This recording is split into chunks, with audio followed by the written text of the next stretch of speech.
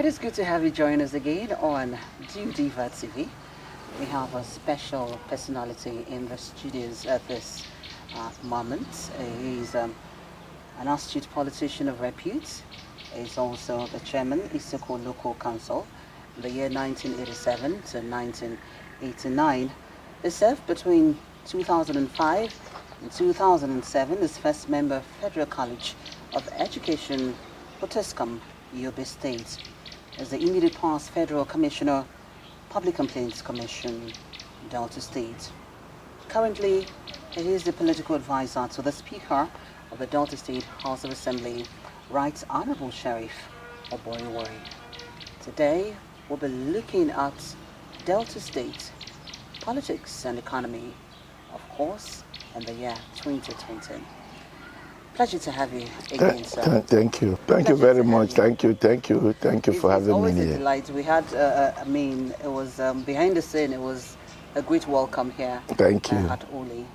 Okay. I hope you appreciate this environment. Obviously, it's serene, and that's why we're having the interview outside. So Great. It's actually really cool. Thanks. Now, I want us to look at, the economy generally in Delta State.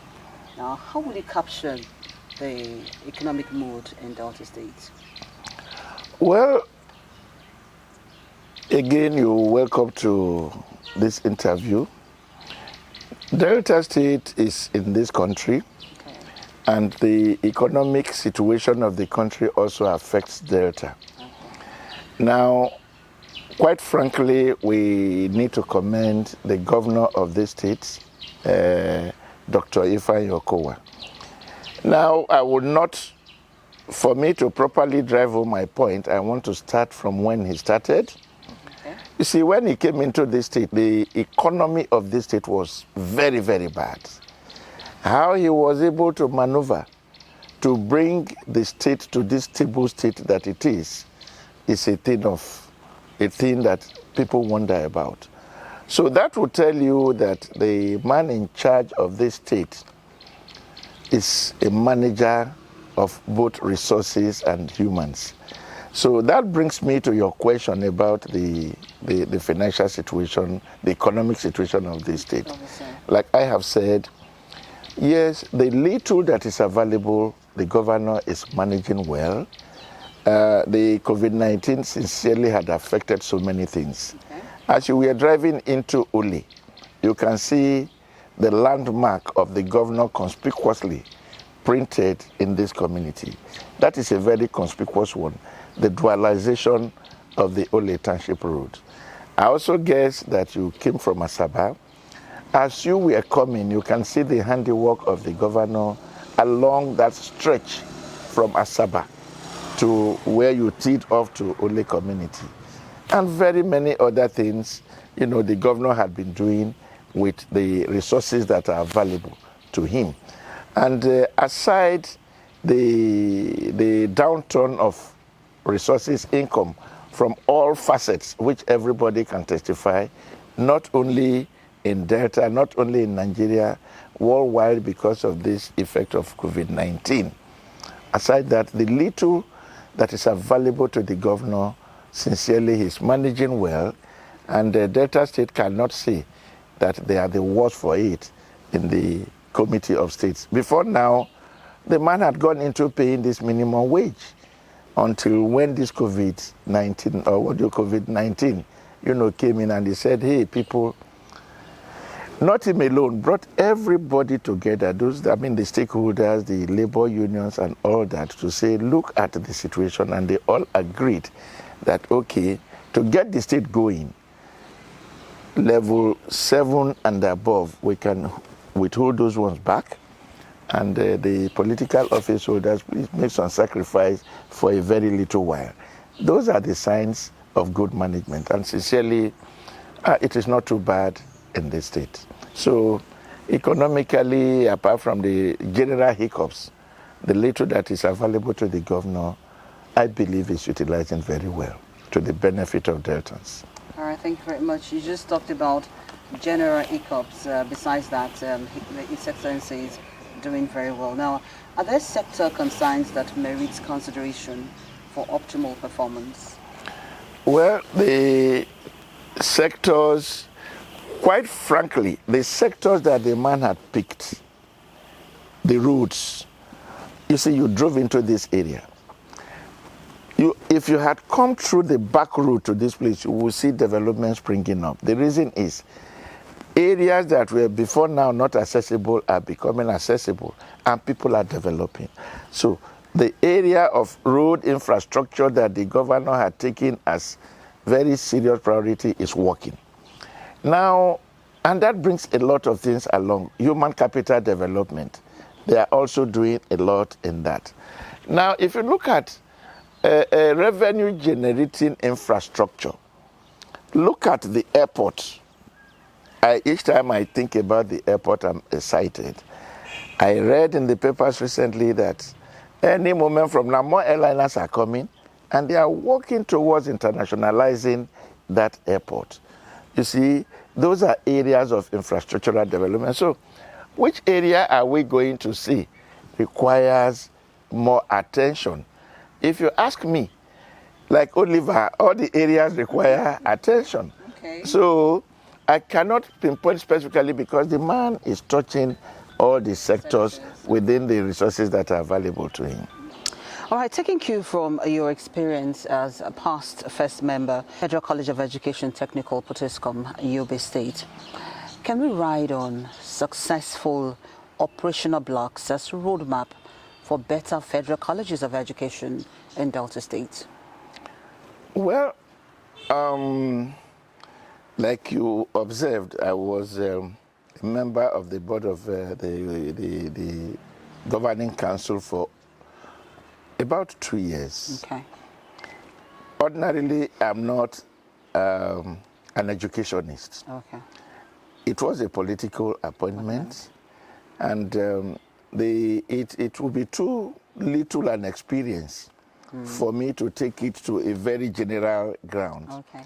Because I don't like, to speculate or say things that I'm not very vast about. Okay.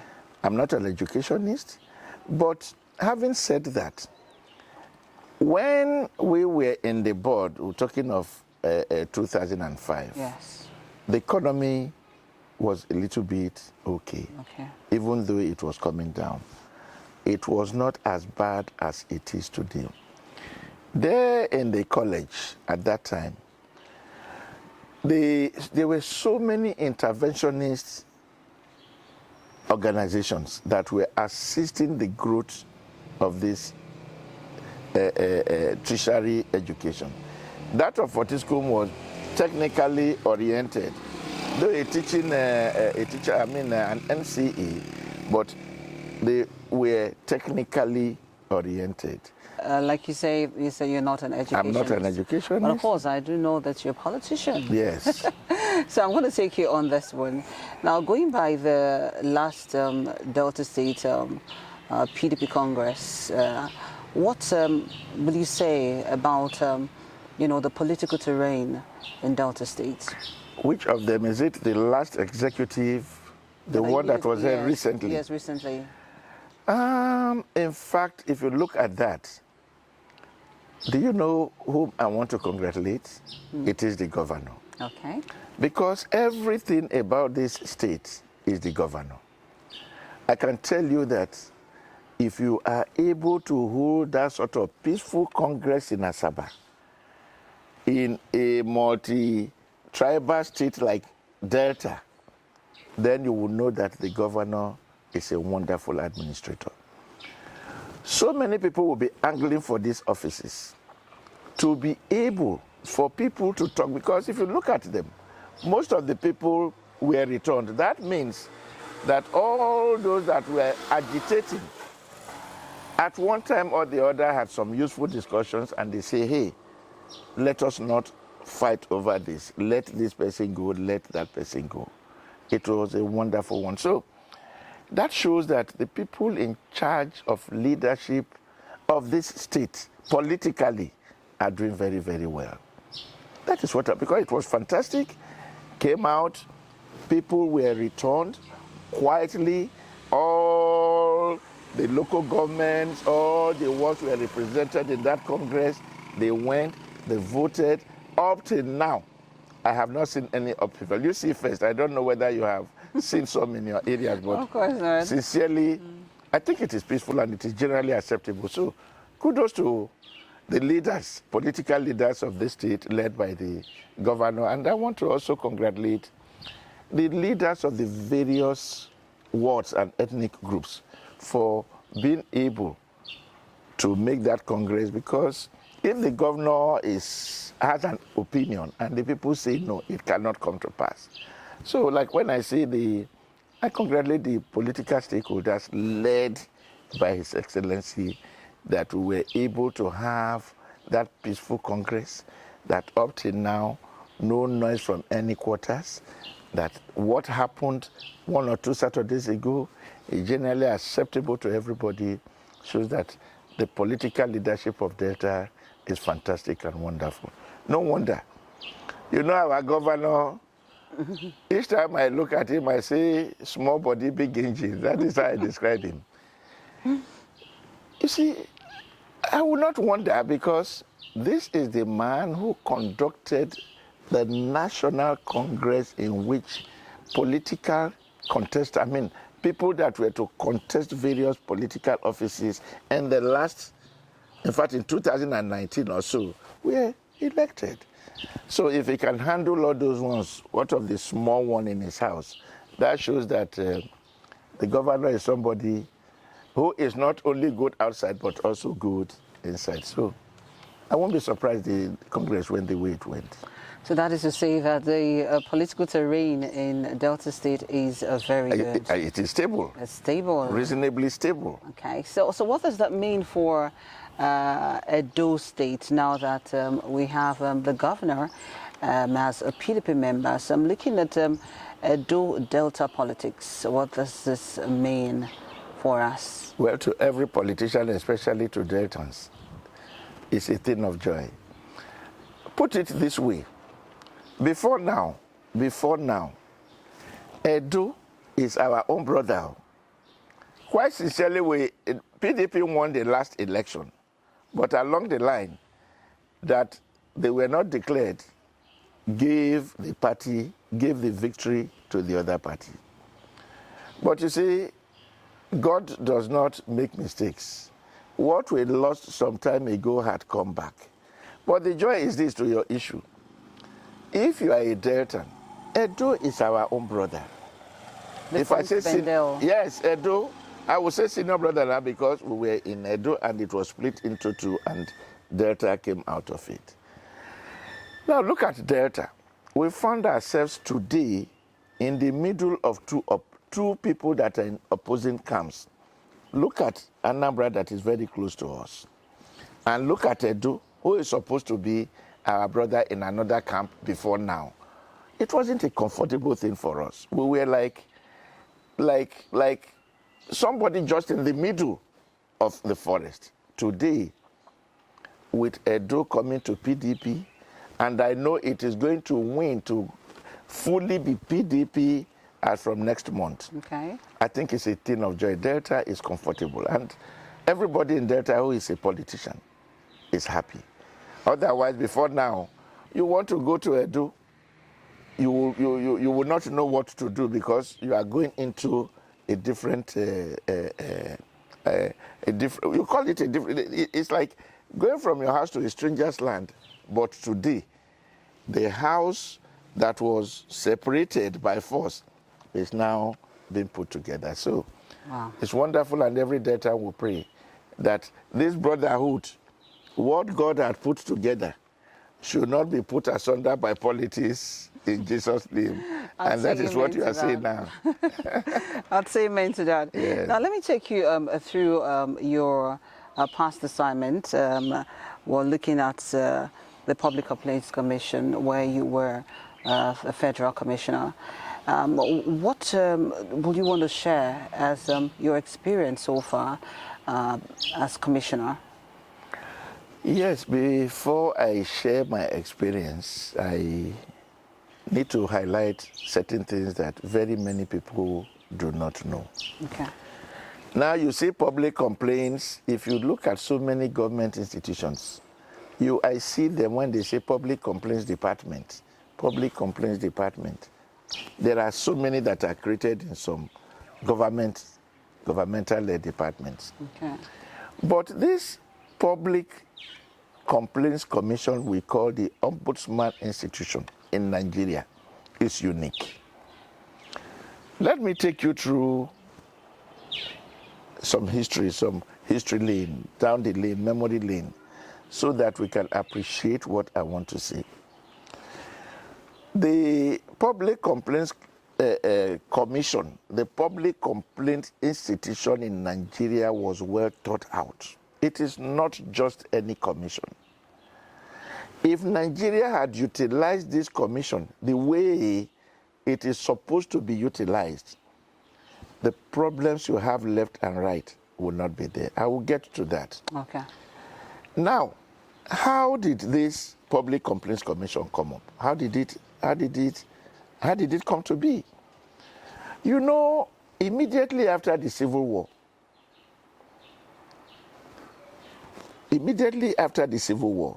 Gowon, he was the head of state. He saw that the ship of administration was drifting. A lot of injustices were setting in. And unless something is done and done quickly, the ship of administration in this country will go astray. Okay.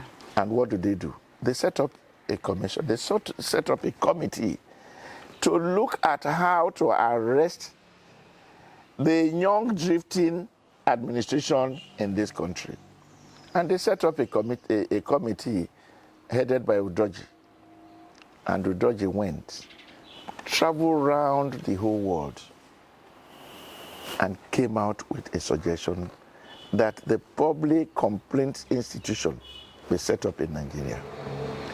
And where did this one come from? Now, in the old, there are when you say the old horse language,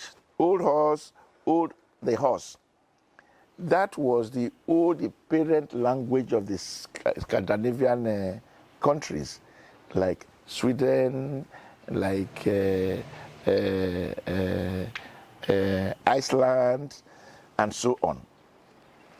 So, that old horse had something they call ombus. OMBOOSSMAN, ombuds. Okay.